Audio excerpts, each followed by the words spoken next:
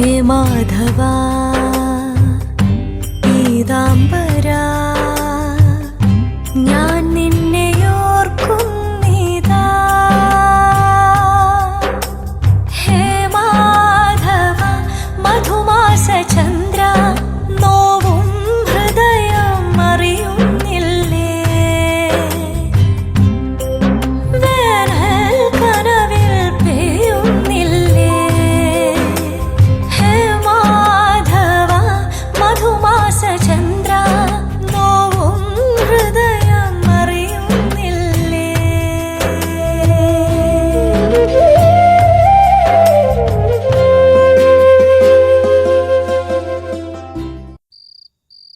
യഥാർത്ഥ ശരികളും തെറ്റുകളും കാര്യങ്ങളും കാരണങ്ങളും ഭഗവാന് മാത്രമേ അറിയാൻ സാധിക്കൂ. എല്ലാം വിധി പോലെ വരട്ടെ. ഭഗവാന്റെ തീരുമാനം ഏതായാലും അത് താങ്ങാനുള്ള ശക്തി കൂടി തന്നാ മതി. ഞാൻ ഇത്രയും വർഷം ജീവിച്ചു. ഈ ലോകവും ജീവിതവും കുറെ കണ്ടു. ഇനി എനിക്ക് ഈ ഭൂമിയിൽ പ്രത്യേകിച്ചൊന്നും ചെയ്യാനില്ല. എന്റെ മോളും കൊച്ചുമോളും ഹരിയോടൊപ്പം സന്തോഷത്തോടെ ജീവിക്കണം. അതിന് ഭഗവാൻ അനുഗ്രഹിക്കണം. അതിപ്പോ എന്റെ ജീവൻ എടുത്തിട്ടാണെങ്കിലും എന്റെ മായമോൾക്കും മീരമോൾക്കും ഒരാപത്തും വരുത്തരുത്. ആ ഒരു പ്രാർത്ഥന എനിക്കുള്ളൂ. അമ്മ എന്താ ഇങ്ങനെയൊക്കെ പറയുന്നത്? ഭഗവാൻ ആരുടെയും ജീവനൊന്നും വേണ്ട. നമ്മള് അർപ്പിക്കേണ്ടത് മനസ്സാണെന്ന് അമ്മ തന്നെയല്ലേ പറയാറ്. മനമൊരുക്കി പ്രാർത്ഥിക്കുക, ഭഗവാൻ കേൾക്കാതിരിക്കില്ല. അതെ, നമുക്ക് ചെയ്യാൻ പറ്റുന്നത് അത് മാത്രമേ ഉള്ളൂ. സമയം ഒരുപാടായി. അമ്മ കിടക്കുന്നില്ലേ? ഞാൻ പോവാ.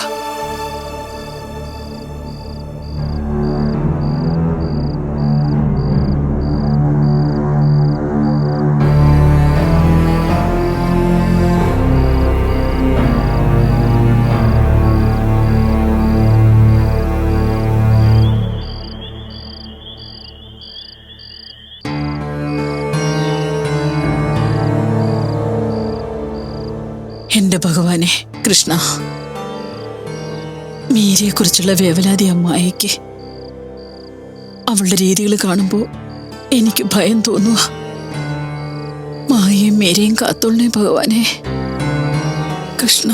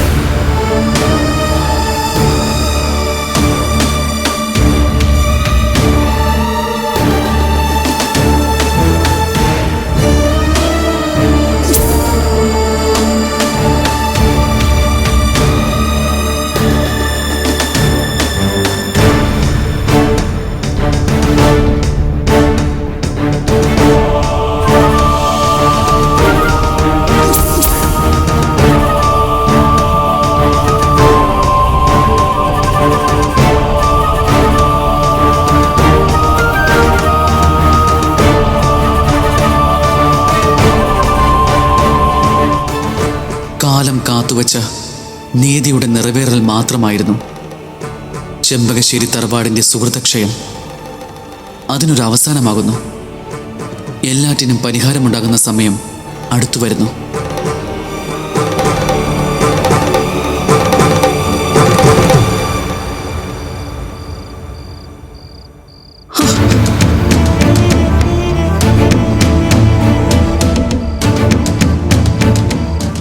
ഭഗവാനെ, അച്ഛന് സ്വപ്നം കണ്ടല്ലോ. ഭഗവാന്റെ വിഗ്രഹവും കടലിന്റെ ആഴങ്ങളിൽ കിടക്കുന്നതും. എന്താണ് ഈ സ്വപ്നത്തിന്റെ അർത്ഥം?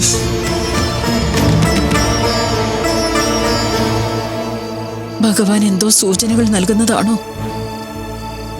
എല്ലാത്തിനും പരിഹാരം ഉണ്ടാകാൻ പോകുന്നെന്ന് പറഞ്ഞതും എന്തർത്ഥത്തിലാ? ഒന്നും മനസ്സിലാവുന്നില്ലല്ലോ ഈശ്വര.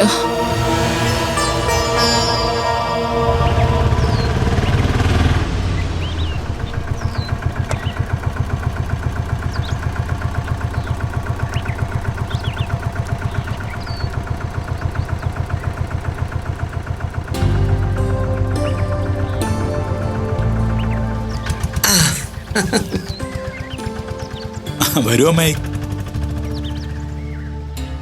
എന്തൊക്കെയുണ്ട് വിശേഷം സരയൂ? സുഖാണ് ഹരിയേട്ടാ. വിവേകിന്റെ അച്ഛൻ സുഖമില്ലാതെ ഹോസ്പിറ്റലിലാ. ഞങ്ങൾ അവിടെ വരെ ഒന്ന് പോയതാ. ആഹാ, മോനെ കൊണ്ടുവന്നില്ലേ?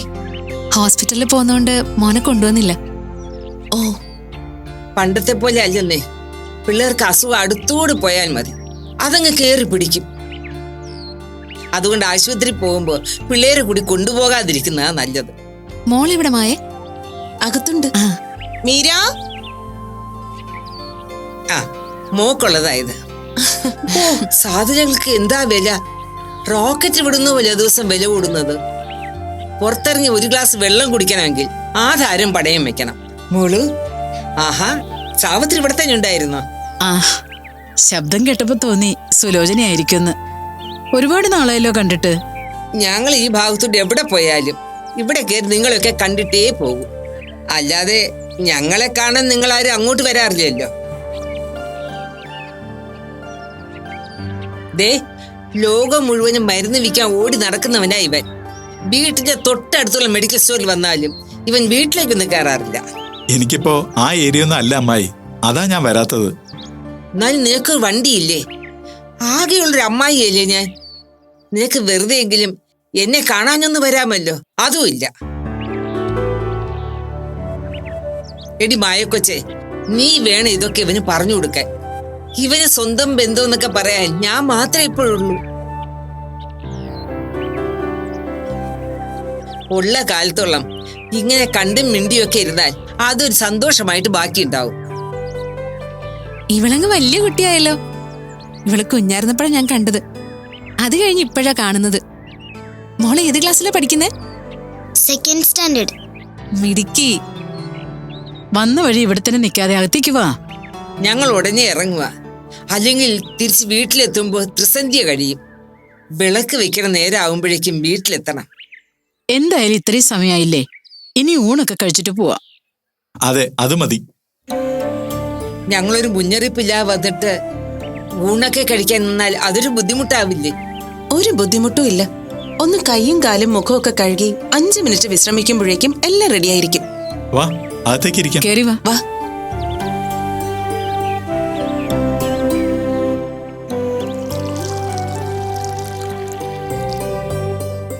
കേട്ട സാവിത്രി, പണ്ട് ഞാൻ വാരി കൊടുത്താലേ ഇവൻ കഴിക്കൊള്ളുമായിരുന്നു. അതിന് ഇവൻ ചേച്ചിയോട് വഴക്കുണ്ടാക്കുമായിരുന്നു. പിന്നെ ഞാൻ എതിലേ പോയാലും കൂടെ വരും. ഇവന്റെ അമ്മ ഇവനെ എടുത്തുകൊണ്ട് നടന്നതിനേക്കാൾ കൂടുതൽ ഞാനാണ് ഇവന്റെ എടുത്തുകൊണ്ട് നടന്നിട്ടുള്ളത്.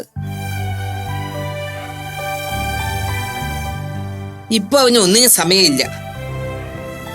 ഇവനെ ഒന്ന് കാണണമെങ്കിൽ ഞാൻ ഇങ്ങോട്ട് വരണം. ഹാ, അല്ലെങ്കിൽ ആമ്പിള്ളേര് വലുതായി കല്യാണമൊക്കെ കഴിഞ്ഞാൽ പിന്നെ സ്വന്തം ബന്ധങ്ങളൊക്കെ മറന്നു തുടങ്ങും. അച്ഛനെയും അമ്മയെ മറന്നുപോകും. പിന്നല്ലേ അമ്മായി.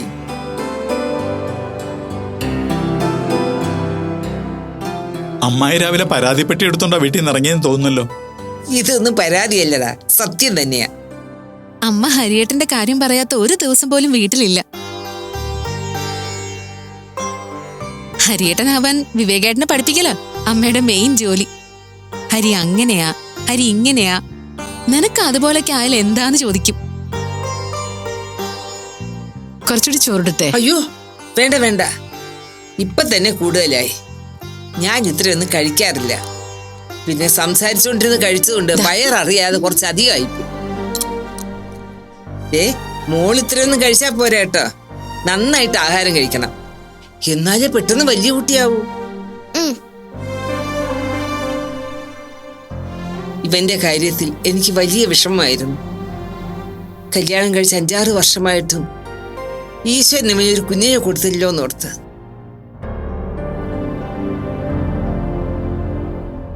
മായയ്ക്ക് കുഞ്ഞുങ്ങൾ ഉണ്ടാവില്ല എന്ന് തന്നെയാ ഞാൻ കരുതിയത്.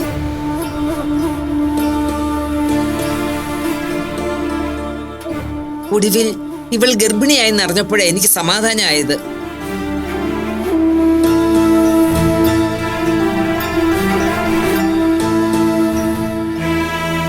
എന്റെ ചേട്ടന്റെ പരമ്പര ഈ മണ്ണിൽ ഇല്ലാതായി പോകുമോന്നായിരുന്നു എന്റെ ആദ്യം മുഴുവൻ.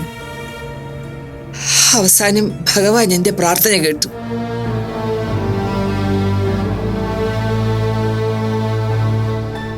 മോള് മുഴുവൻ കഴിച്ചിട്ട് എണീക്കാവൂ കേട്ടോ.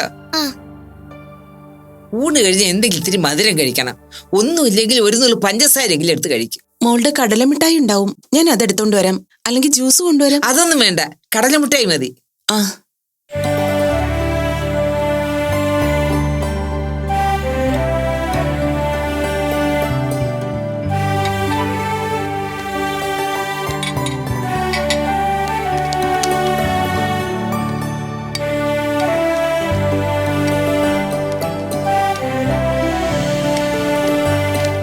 മുത്തശ്ശി, എനിക്ക് മതി. ആഹാരം ബാക്കി വെക്കാൻ പാടില്ലെന്നറിയില്ലേ മോളെ? ഇന്ന് ഞാൻ കഴിക്കുന്നതിനേക്കാൾ ചോറ് വിളമ്പിയിട്ടാ. ശരി, മോൾ എഴുന്നേറ്റോ.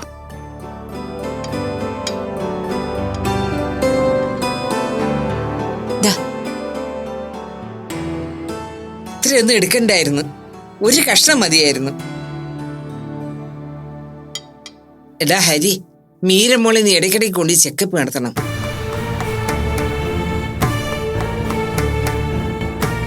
ഞാൻ എന്താ പറഞ്ഞതെന്ന് വെച്ചാൽ, നമ്മുടെ വൈപ്പിനിലെ സുകുമാരന്റെ മോളില്ലേ, അവൾക്ക് ഇതുപോലെ കുറെ വർഷങ്ങളായിട്ട് കുഞ്ഞുങ്ങളില്ലാണ്ടിരുന്നിട്ട് ചികിത്സയൊക്കെ നടത്തിയ ഒരു കുഞ്ഞുണ്ടായത്.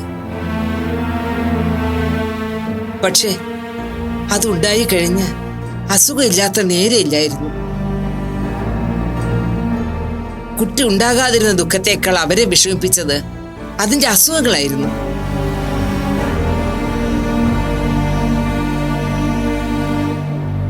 ഒരു ദിവസം പെട്ടെന്ന് അതങ്ങ് മരിച്ചു പോവുകയും ചെയ്തു.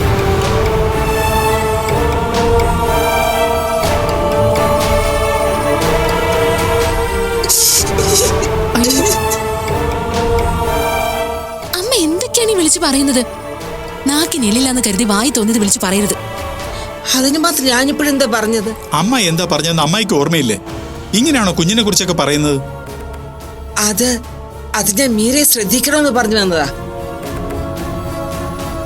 മറ്റുള്ളവരുടെ മാനസികാവസ്ഥ എന്താണെന്ന് മനസ്സിലാക്കാതെ അമ്മ ഇങ്ങനെ സംസാരിക്കരുത്. ഇത്രയ്ക്ക് ഇവിടെ ഭൂകമ്പം ഉണ്ടാകാൻ വേണ്ടി ഞാനൊന്നും പറഞ്ഞതായിട്ട് എനിക്ക് തോന്നണില്ല.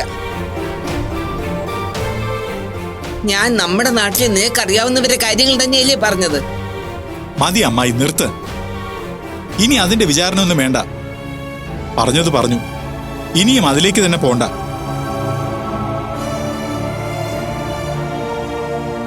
പണ്ട് മീര ഉണ്ടാവുന്നതിന് മുമ്പ് ഒരിക്കൽ അമ്മായി ഇവിടെ വന്ന് ആവശ്യമില്ലാത്ത കാര്യങ്ങൾ പറഞ്ഞ് മായയെ വിഷമിപ്പിച്ചിട്ട് പോയതാ. പിന്നെ ഈ ഭാഗത്തേക്ക് വന്നിട്ടില്ല.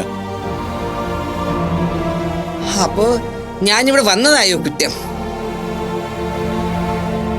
എടാ ഹരി, ജീവിതം എന്ന് പറയുന്നത് എന്നും ഒരുപോലെ ഇരിക്കുന്ന സാധനമൊന്നുമല്ല. അതിൽ സന്തോഷവും സമാധാനവും മാത്രമല്ല, ദുഃഖങ്ങളും ദുരിതങ്ങളും ഉണ്ടാകും. മറ്റുള്ളവരുടെ ജീവിതത്തിലെ പ്രശ്നങ്ങളെ കാണുമ്പോൾ സഹതപിച്ചാൽ മാത്രം പോരാ, അതൊന്നും നമ്മുടെ ജീവിതത്തിൽ വരാതിരിക്കാൻ ഞാൻ നോക്കണം. അതിനുവേണ്ടിയാണ് ഞാൻ ഇതൊക്കെ പറഞ്ഞത്.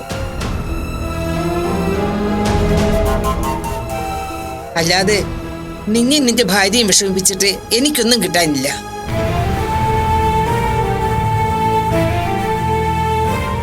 അല്ലെങ്കിലും സത്യം പറയുന്നവരെന്നും തെറ്റുകാരാണല്ലോ. സുലോചനെ, ഒരു വഴക്കോ പിണക്കോ ഉണ്ടാകാൻ വേണ്ടി പറഞ്ഞതല്ല ഹരി. ഒരുപാട് നാള് കാത്തിരുന്നിട്ട് കിട്ടിയ കുഞ്ഞാ മീര. അവളെ താരതമ്യപ്പെടുത്തി മറ്റൊരു കുട്ടിക്ക് വയ്യാതെ വന്ന കാര്യം പറയുമ്പോ അത് കേട്ടു നിൽക്കുന്ന അച്ഛന്റെ അമ്മയുടെ നെഞ്ചു പൊള്ളൂന്ന് സുലോചന ഓർത്തില്ല. അത് ശരിയാ, അതെന്റെ തെറ്റാ. നമ്മളൊക്കെ ജീവിതം കുറെ കണ്ട് മനസ്സ് തറമ്പിച്ചവരല്ലേ, അതിന്റെ ആയിരിക്കും. സത്യം സത്യമായി കാണാൻ പറ്റുന്നതും അത് അംഗീകരിക്കാൻ പറ്റുന്നതും അത് പറയാൻ പറ്റുന്നതും കേൾക്കുന്നവർക്ക് ചിലപ്പോൾ ചില ബുദ്ധിമുട്ടൊക്കെ തോന്നും. എന്ന് കരുതി സത്യം അതല്ലാതാകുന്നില്ലല്ലോ. അമ്മയൊന്ന് നിർത്തിക്കേ. പറഞ്ഞതൊക്കെ തന്നെ ആവശ്യത്തിൽ കൂടുതലായിട്ടുണ്ട്. നമുക്ക് ഇറങ്ങാം, സമയം പോയി. ഹരിയേട്ടാ, ഞങ്ങൾ ഇറങ്ങട്ടെ.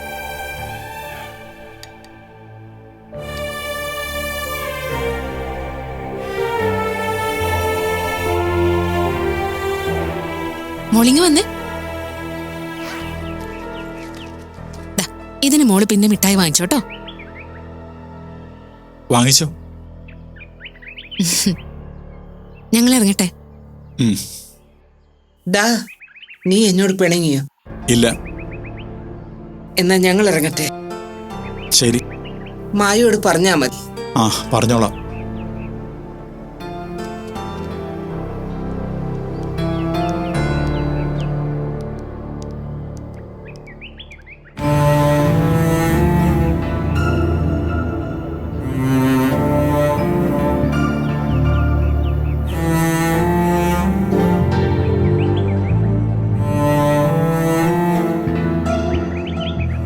അച്ഛാ, ദാ പൈസ.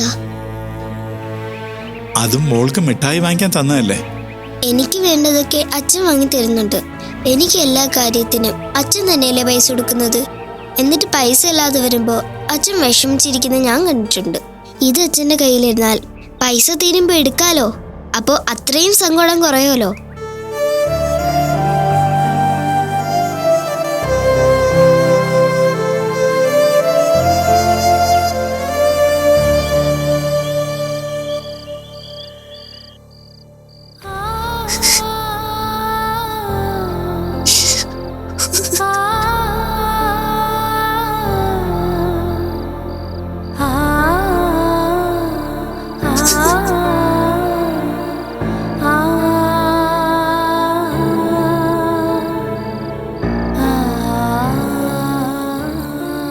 മായേ,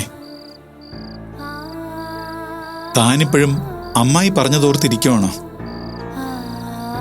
അവര് പറഞ്ഞത് ഹരിയേട്ടനും കേട്ടതല്ലേ? താൻ അതൊന്നും കാര്യമാക്കണ്ട. അമ്മായി ഒരു മണ്ടത്തരം പറഞ്ഞു എന്ന് കരുതിയാ മതി. അമ്മായിയുടെ സ്വഭാവം തനിക്കറിയാവുന്നുള്ളതല്ലേ? എന്നാലും നമുക്കൊരു കുഞ്ഞുള്ളപ്പോ ഇങ്ങനെയൊക്കെയാണോ പറയുന്നത്? എന്താ അമ്മേ, അമ്മ എന്തിനാ കരയുന്നത്?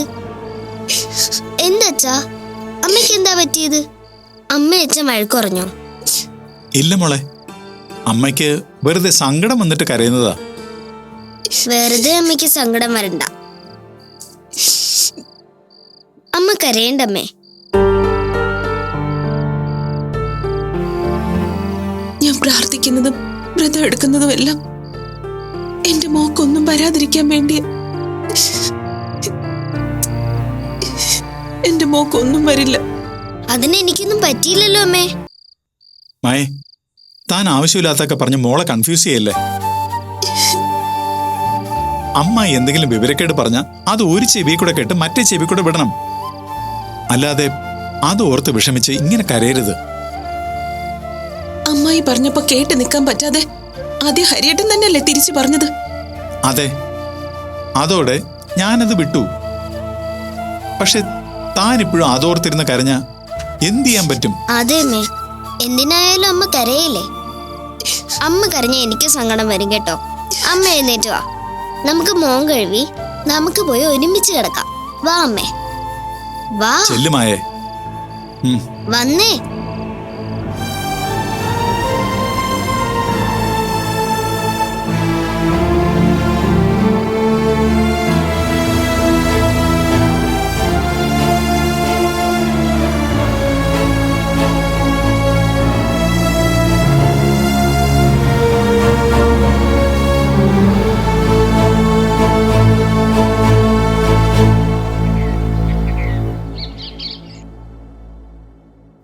മോള് മിടുക്കിയായിട്ട് പഠിക്കണം.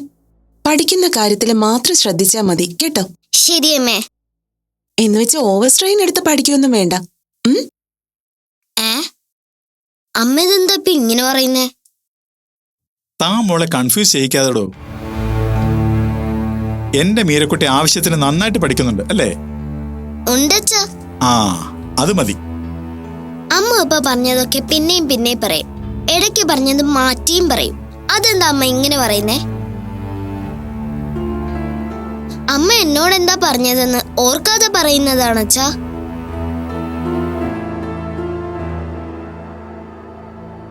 അമ്മ ഓരോ അവസരത്തിനനുസരിച്ച് മോൾക്ക് കാര്യങ്ങൾ പറഞ്ഞ് മനസ്സിലാക്കി തരുന്നതാണ്. ആണോ അമ്മേ? അതെ. ഇന്ന് ഞാൻ മോളെ സ്കൂളിൽ വിടാം. അമ്മ റെസ്റ്റ് എടുത്തോട്ടെ. അയ്യോ എനിക്ക് റെസ്റ്റ് ഒന്നും വേണ്ട. ഞാൻ ആകെ ചെയ്യുന്നൊരു കാര്യം മോളുടെ കൂടെ സ്കൂളിൽ പോകുന്നതും വരുന്നതുവാ. അതും കൂടി ചെയ്യാതിരുന്നാ ഞാൻ വെറുതെ ഇരുന്ന് ചെതലെടുത്ത് പോവും. എന്നാ ഞാൻ അമ്മയുടെ കൂടെ പൊക്കോളാം അച്ഛാ. വേറൊരു സൊല്യൂഷൻ ഉണ്ട്. ഇന്ന് നമുക്ക് 3 പേർക്കും കൂടി ഒരുമിച്ച് പോവാം. നിങ്ങളെ സ്കൂളിലാക്കിയിട്ട് ഞാൻ ആ വഴിക്ക് പൊക്കോളാം. ആ അത് ഓക്കെ, അങ്ങനെ ചെയ്യാം. എന്നാ ഇറങ്ങാം.